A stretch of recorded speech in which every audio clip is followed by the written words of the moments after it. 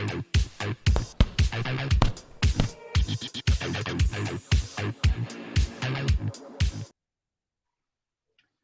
boxing fans around the world. Thanks for joining me once again here on Talk and Fight for another episode of Boxing News Today, courtesy of our friends from across the pond at boxing247.com.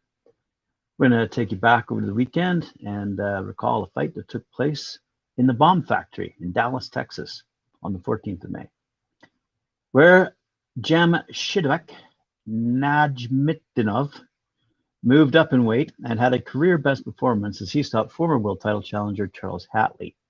The fight took only 2 rounds and took place in Hatley's hometown, by the way, Dallas, Texas.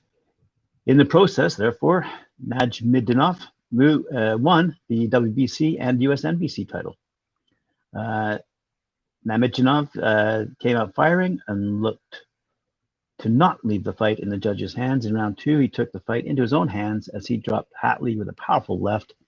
Hatley was unsteady as he tried to get up, and the fight was stopped at 2 minutes and 17 seconds of that second round. Hatley, 33-1, had previously challenged Jermell Charlo for the WBC super welterweight title. Najmitdinov, out of Uzbekistan, is promoted by Banner Promotions and Uprising Promotions and raised his record to 19-2 with 15 knockouts. So good for him. Said Najmitdinov, I feel great at 147 pounds. I feel so much stronger. I want to come right back. I'll fight anybody that the managers and promoters say. I'll fight anybody.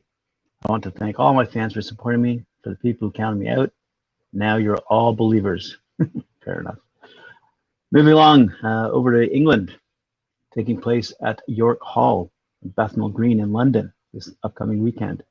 Andrew Cain goes in with tough Mexican Luis Moreno at the famous Bethnal Green venue in a defense of his WBC International Silver title, a matter of weeks after winning the belt with a speedy demolition of Pablo Gómez. Gómez was a replacement for his originally scheduled opponent, Liam Davies, who withdrew after injuring his shoulder and was on hand for media duties at the weigh-in. Cain, who has said he is sick of having the name Davies mentioned to him, did not particularly appreciate being confronted with his stricken foe in his post-weigh-in interview. Yeah, to be honest, said the 9-0 knockout artist who suspects Davis is not entirely comfortable in his company. What do you want me to do? Have a nice friendly chat with the fella? I think they're trying to provoke me to do something, but I stayed nice and calm. Instead of going over and knocking him out, I just tried to beat him up verbally. I think he is rattled in my presence anyway. That is what I feel. Obviously, he's a fighter, and if the fight gets made, he's going to come out fighting no matter what. But I do feel like he's a bit rattled around me. It would have been an even better night if he hadn't pulled out. It turned out to be a good night, but I would have been even better to have smashed him. Great stuff. All right, let's move along to another fight upcoming. Yoelvis Gómez versus Jorge Cota. That's taking place at the Gila River Arena in Glendale, Arizona on this upcoming weekend, May 21st. Hard-hitting Cuban prospect Yoelvis Gómez shared insights into his recent training camp and more while previewing his showdown against Mexico's Jorge Cota, which serves as the co-main event live on Showtime, as I said, on Saturday, May 21st, in a premier boxing champions event from Glendale, Arizona. The 24-year-old Gómez, who's 5-0, 5 knockouts, burst on the scene stateside on Christmas Day 2021, blasting out the typically durable Clay Collard in 1 round in a nationally televised duel. While he has trained in his gym since arriving in Las Vegas last year, Saturday night will be the first time Gómez will have his renowned trainer Israel Salas in his corner as he looks to tackle the toughest test of his young career. Here's what Gómez had to say ahead of his showdown.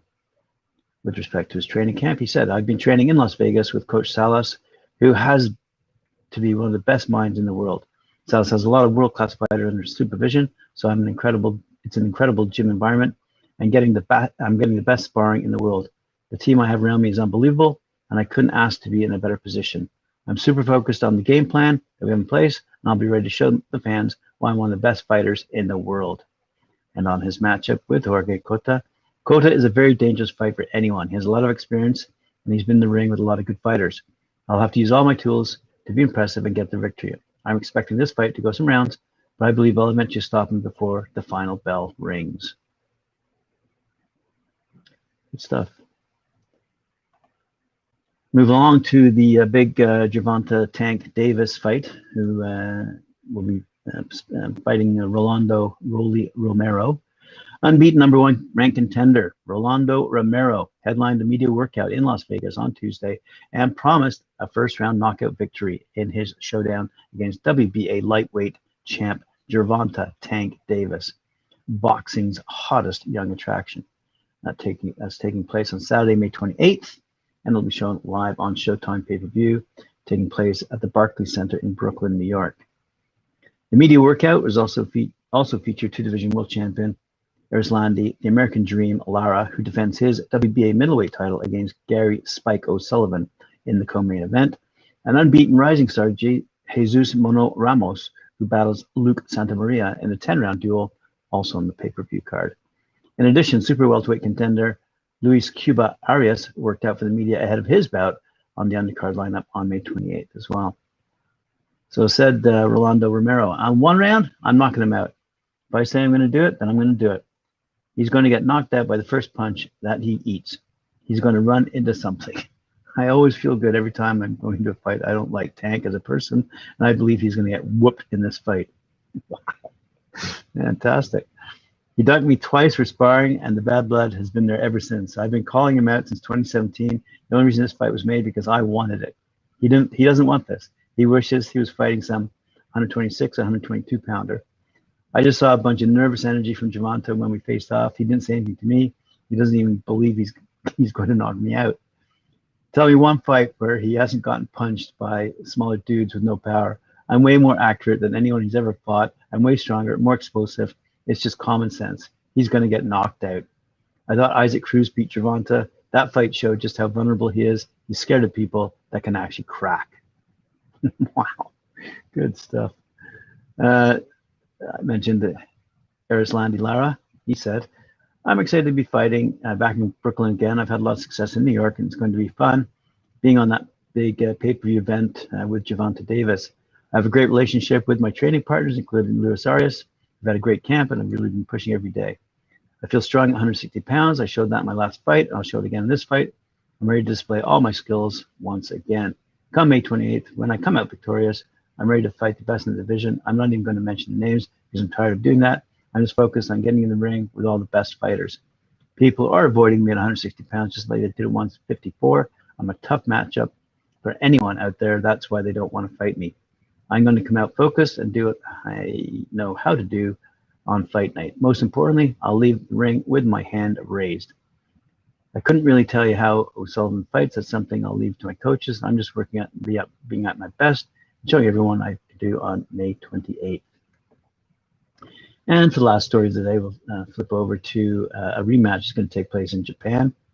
This will be Naoya Inoue, who's going up against Nonito Donaire. As I said, a rematch taking place at Saitama Super Arena in Saitama, Japan. That's the 7th of June, coming up next month. Wow. WBA, IBF, Bantamweight World Champion Naoya Monster Inoue is 17-0 in world title fights, and only once has he been pushed to the brink. WBC Bantamweight World Champion Nonito the Filipino Flash Donaire, the 4-weight kingpin whose late career renaissance cemented his status as one of the boxing's great lightweight champions, has one more shot to stun the Japanese pound-for-pound icon. Inoue and Donaire will meet in a title unification rematch Tuesday, June 7th at Saitama Super Arena in Saitama, Japan. Inoue and Donaire first fought in November 2019, again at Saitama Super Arena, with Inoue overcoming a broken orbital bone and nose to win a unanimous decision in the consensus fight of the year. So Inoue, Donaire 2, and undercard bouts will stream live and exclusively in the US on ESPN Plus, starting at 5 a.m. Eastern Time and 2 a.m. Pacific Time. Yikes. Said Top Rank Chairman Bob Arum, Inoue and Donaire's first fight is among the greatest championship battles I've ever seen, and I'm thrilled that American fight fans can watch the rematch on ESPN Plus, albeit when we're all sleeping. Inoue, who's 22-0 with 19 knockouts, a 3-weight world champion, won the WBC light flyweight title in April 2014 and ascended to pound-for-pound prominence with dominant runs at junior bantamweight and bantamweight. At one point, Inoue had a championship streak of 7 consecutive knockouts against fighters who had never been stopped before. He joined the bantamweight ranks in 2018 with a devastating first-round stoppage over Jamie McDonnell. 1 year later, he knocked out Emmanuel Rodriguez in 2 rounds to win the IBF world title. Since unifying the IBF and WBA belts versus Donaire, Inoue has knocked out Jason Maloney, Michael Dasmariñas, and Aaron Dipian. For his part, Donaire, who's 42-6 with 28 knockouts, he's a 39-year-old future Hall of Famer. He won his first world title at flyweight in 27. He's experienced a career rebirth since moving down from featherweight following a decision defeat to Carl Frampton in 2018. He earned stoppage wins over Ryan Burnett and Stephen Young in his first 2 bantamweight contests before stepping up to face Inoue.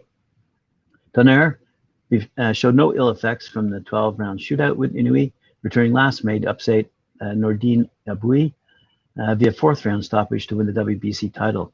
Donaire then defended that strap in December with a 4th-round knockout over the previously undefeated Raymart Gaballo.